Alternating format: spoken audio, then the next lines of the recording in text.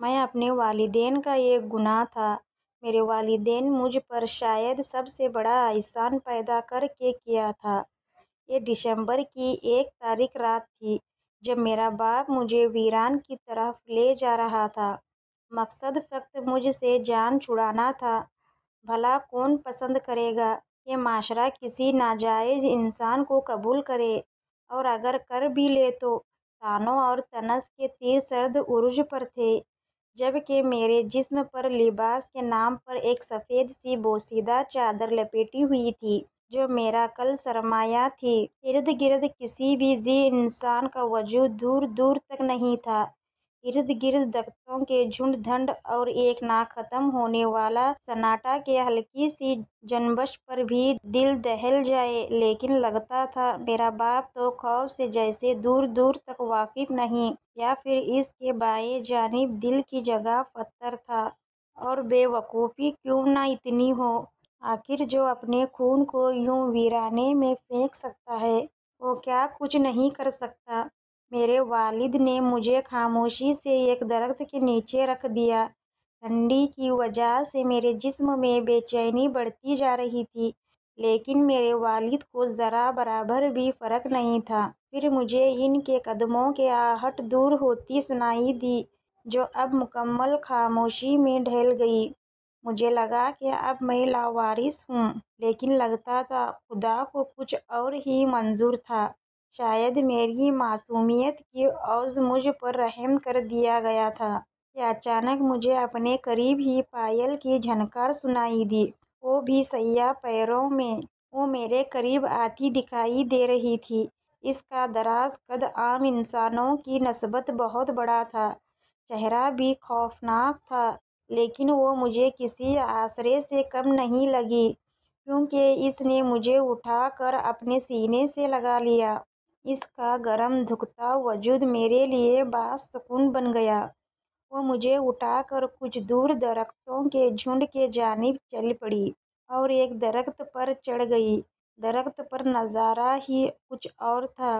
ہر طرف اس کے قبیلے کے ہزاروں بلکہ سینکڑوں افراد آباد تھے۔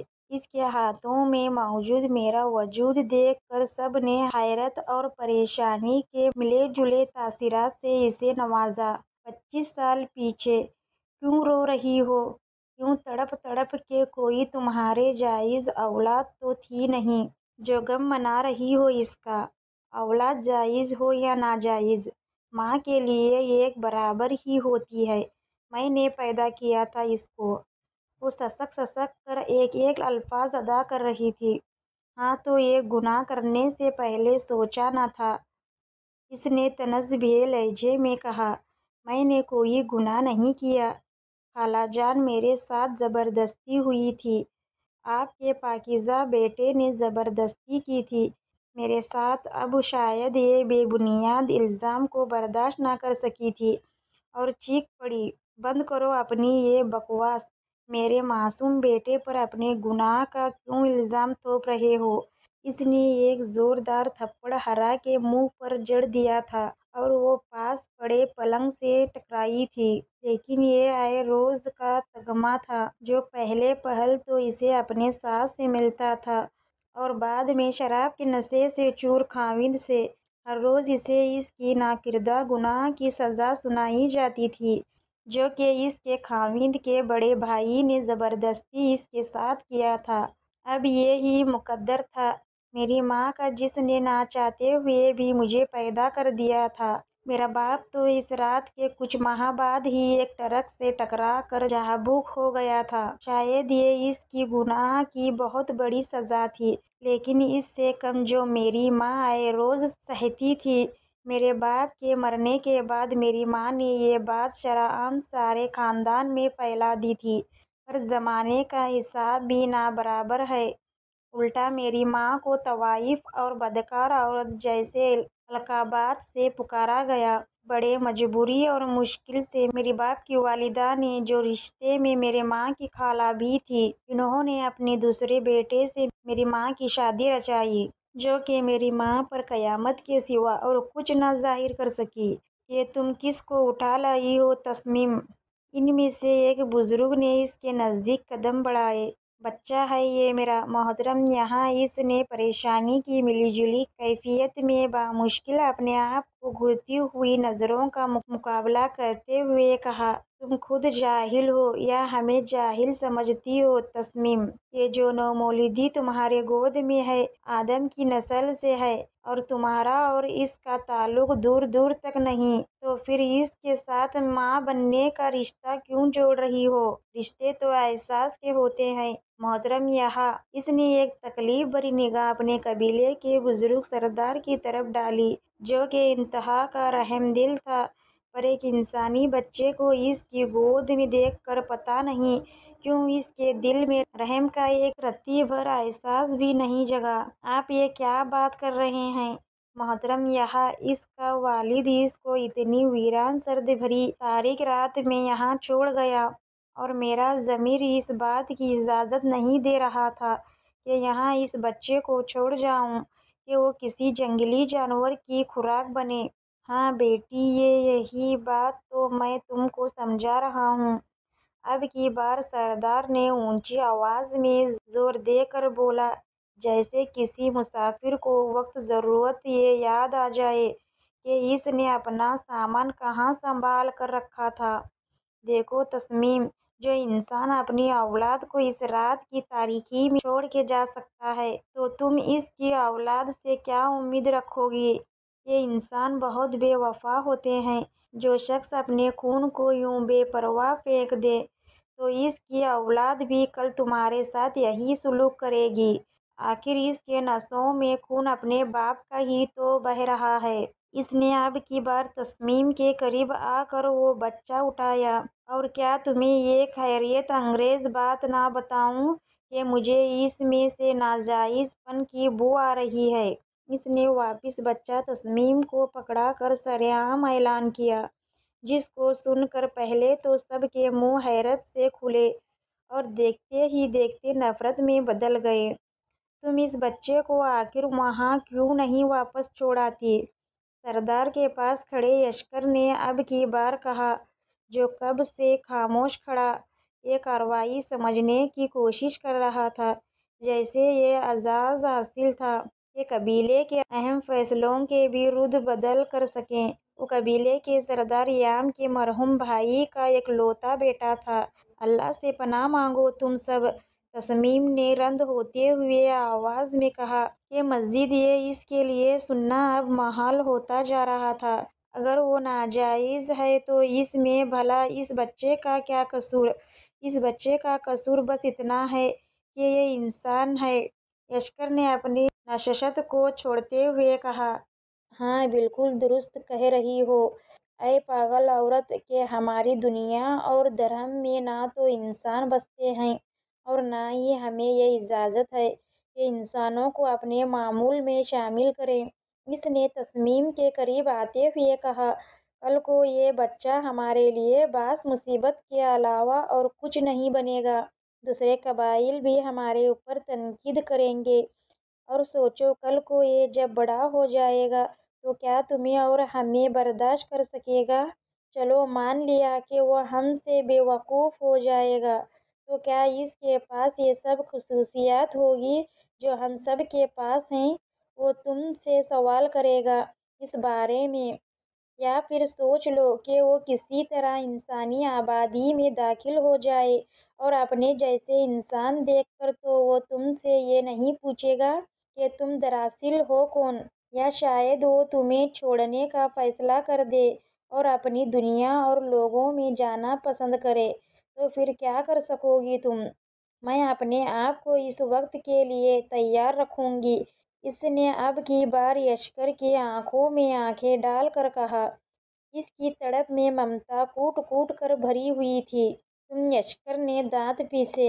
رک جاؤ یشکر، سردار یہاں نے رعبدار آواز سے کہا تھا۔ ٹھیک ہے تسنیم، اگر تم اپنی ضد پر قائم ہو تو اس کا فیصلہ بھی صبح ہوگا۔ یہ کہتے ہوئے سردار وہاں رکا نہیں اور لاٹھی کے سہارے سے چل پڑا اور اچانک پیچھے مڑ کر دوبارہ تسنیم کی طرف دیکھا۔ 4000 سال اب کی بار اس نے تسنیم سے نظر ہٹا کر دور خلاؤں میں دیکھا۔ 4000 سال ایک گہرے وقفے کے بعد یہ الفاظ دوبارہ دہراتے ہوئے بولا، مجھے زندگی کے 4000 سالوں کا ایک ہی تجربہ ہے کہ وہ مخلوق۔ اب کی بار اس نے تسنیم کے ہاتھوں میں پکڑے اس بچے کی طرف دیکھا جو بے خبر آنکھیں موندے سویا ہوا تھا۔ شاید یہ اثر اس عورت کے گرم وجود کا تھا کہ یہ مخلوق بے وفا اور دھوکے باز ہوتے ہیں۔ اس نے ایک لمبا سانس کھینچا۔ ایسا تو مت کہیے جناب اعلیٰ۔ تسنیم نے تڑپ کر بچے کو سینے سے لگا لیا، جبکہ سردار ایک معنی خیز مسکراہٹ سمیٹتا ہوا آگے کی طرف چل پڑا۔ یشکر نے ایک افسوس بھری نگاہ تسنیم پر ڈالی جس میں ہزاروں گلے شکوے تھے، اور سردار کے پیچھے چل پڑا۔ ان کے جاتے ہی قبیلے کے تمام افرادوں میں چاہ-مگیوں شروع ہو گئی۔ ان سب سے بے نیاز تسنیم بچے کو چومتی ہوئی اپنے قائم جگہ کی طرف چل پڑی جہاں وہ اپنے قبیلے کے ساتھ سالوں سے مقیم تھی۔ جی ہاں، اس ہی درخت کے جھنڈ کے نزدیک جہاں میرا بے رحم باپ مجھے چھوڑ گیا تھا۔ دسمبر کی شام گہری ہوتی جا رہی تھی۔ وہ چھت پر رکھی لکڑی کی کرسی پر بیٹھی ہوئی تھی، شال کو اپنے ارد گرد پھیلائے وہ کتاب کے پنوں کو بغور پڑھ رہی تھی۔ مغرب کی اذان اس کے کانوں میں پڑی اور اس نے فوراً کتاب کو بند کر دیا اور آسمان کی طرف گہری نظر دوڑائی۔ گل رخ نیچے آ جاؤ، مغرب کا وقت ہو گیا ہے۔ اسے کانوں میں اپنی والدہ کی آواز سنائی دی۔ اچھا مما، آتی ہوں۔ ابھی اس نے بھی اونچی آواز میں سن کی طرف جھانکتے ہوئے کہا۔ نیچے پہنچ کر سب سے پہلے اس نے مغرب کی نماز ادا کی تھی، کیونکہ نماز کو قضا کرنا اس کے خاندان کے قانون کے سخت خلاف تھا، کیونکہ وہ ایک پختون خاندان سے تعلق رکھتی تھی۔ گل رخ نے اپنی زندگی کے 20ویں سال میں قدم رکھ چکی تھی۔ خوبصورت نقش اور سیاہ بڑی بڑی آنکھیں اسے دوسرے لوگوں سے منفرد بناتی تھیں۔ اپنے سیاہ لمبے بالوں کو وہ زیادہ تر کھلا ہی چھوڑتی تھی، جس بنا پر اس کے رشتہ دار مرد ہر دفعہ اعتراض کرتے تھے۔ اس کا تعلق خیبر پختونخوا کے شہر ڈیرہ اسماعیل خان کے قریبی آباد کے ایک چھوٹے سے قصبے سے تھا، جو صرف تب تک رہا جب تک اس کا باپ زندہ تھا۔ جب اس کا والد اس دنیا سے رخصت ہوا تو وہ اس قابل سمجھدار نہیں تھی کہ یتیمی کو سمجھ سکے۔ اس وقت بجائے کسی کا احسان لینے کے امرا بیگم نے اپنی تمام تر صلاحیتوں کو برقرار لاتے ہوئے کپڑوں کے ڈیزائن کا کاروبار شروع کر دیا، جو بڑھتے بڑھتے دور دراز کے علاقوں سے نکلتا ہوا دوسرے صوبوں میں بھی باعث شہرت کی وجہ بنا۔ اور کچھ سالوں کے بعد ہی انہیں پنجاب کے شہر گوجرانوالہ کی ایک معروف کمپنی نے کال کر کے منتخب کر لیا تاکہ وہ ان کے لیے کام کر سکیں۔ خاندان کے مردوں نے ان کے خلاف ہر قدم اٹھایا، لیکن وہ اپنی 7 سال کی بیٹی گل رخ اور 2 سال کے بیٹے رحیم اللہ کے ساتھ اپنے آبائی شہر کو چھوڑ آئی۔ رشتہ دار اکثر ان سے ملنے آ جاتے، لیکن آہستہ آہستہ ان میں بھی کمی آ گئی۔ لالا رحیم، کہاں ہو تم؟ گل رخ غصے سے کہتی۔ اپنے چھوٹے بھائی کے کمرے کی طرف بڑھی۔ ارے کیا ہو گیا گل، کیوں چیخ رہی ہو؟ امارا بیگم نے اس کی طرف دیکھتے ہوئے کہا۔ مما دیکھ لیے، لالا رحیم نے میرے کتاب کے صفحے پھاڑ دیے ہیں۔ اس نے اپنے ہاتھ میں موجود سیاہ کور والی کتاب کو لہراتے ہوئے کہا۔ ابھی کل ہی تو میں نے یہ خریدی تھی، کتنی مہنگی ہے یہ! اور اس نے کیا کیا؟ سردی کی وجہ سے اس کی ناک لال ہو رہی تھی اور غصے کی وجہ سے آنکھوں میں پانی بھر آیا تھا۔ اتنا کیوں شور برپا کیا ہوا ہے؟ آپا، ایک صفحہ ہی تو تھا نا! اپنی سبز آنکھوں میں شرارتی سمیٹتے اس نے گل کی طرف دیکھا۔ مما دیکھ لیں اسے! اب کی بار اس نے شکوہ کن نگاہوں سے اپنی ماں کی طرف دیکھا تھا۔ بتاؤ رحیم اللہ، بہن کی کتاب کے صفحے کہاں ہیں؟ اب کی بار امارا بیگم نے سختی سے رحیم کی طرف دیکھا۔ مما، وہ میں نے پتنگ بنا کر اڑائی تھی۔